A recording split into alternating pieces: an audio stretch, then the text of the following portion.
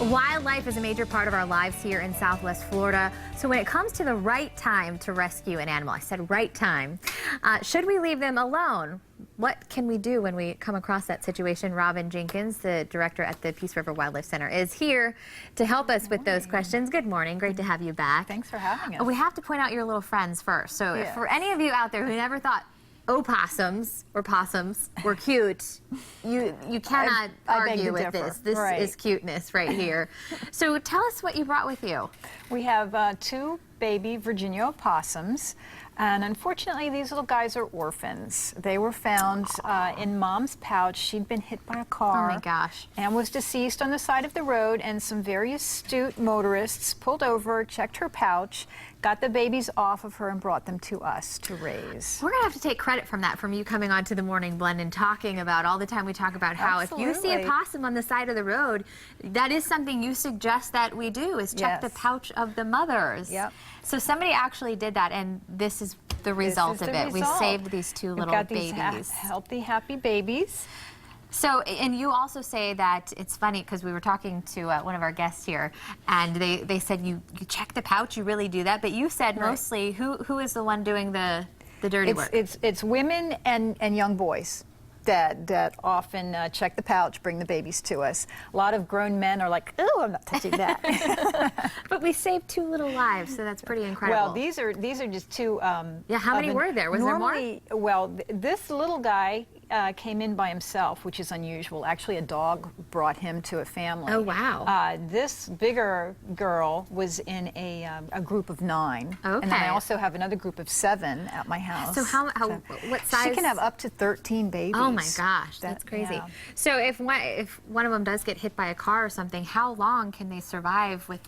Well, they continue. They're marsupial, so they do continue to nurse off of the dead mother, and they get septic. They get a blood infection, and it's very sad. They don't know that mom's deceased, so they'll stay in the pouch. And when they get to about this size and this age, sometimes you'll see one hanging on her coat on the outside, and that's another good indication, good sign, to check the pouch and make sure there aren't more babies inside there. So if somebody's listening and they're taking note on this, what's the first thing they should do if they see one? How should we be checking the pouch? Well, first of all, if you see one on the side of the road, kick it over, kick it, but flip it over and make sure, is it a boy or a girl? It's very easy to tell. Okay. If it's a girl, you check the pouch, and if you can, pull the babies out. If you just can't bring yourself to do that, bring the whole mom to us, and we can get the babies out. So call Peace River Wildlife Center. They can help with that. Speak to the Peace River Wildlife Center, by the way. If for some reason somebody hasn't been out there, you are truly missing out. It's a home to a lot of our cute critters here in Southwest Florida. But what can people expect when they come to visit? Our primary goal is to get these guys healthy and get them back out into the wild. We have on display over 100 birds that can't be released because of life-threatening injury that they recovered from. They can't survive in the wild. Take care of themselves in the wild.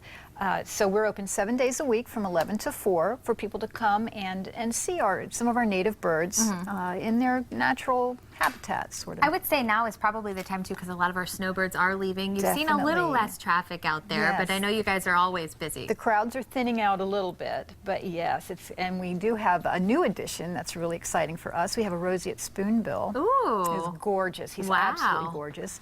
And we just had a big naming contest for him. I love this because you guys do this. You've done this with a couple of other animals out there. And his name is Spork. Spork, I love it. Which is perfect for him because he's got this spoonbill, which has a little bit of a serration on the edge. So it's just a perfect name for him. What was the white? Was it a white owl that you? Luna. Luna. We had the naming contest for Luna. Yes. Yeah. And again, if you guys noticed, she did say opossum. Is there a difference between possum and opossum? There is. Actually, there is an animal called a possum. Okay, so they're native to Asia and Australia. Right, it's a completely different animal. It's not a marsupial.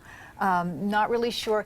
I think calling this an opossum was actually a misnomer a long time ago, but we always learn something new when Robin comes in to visit us.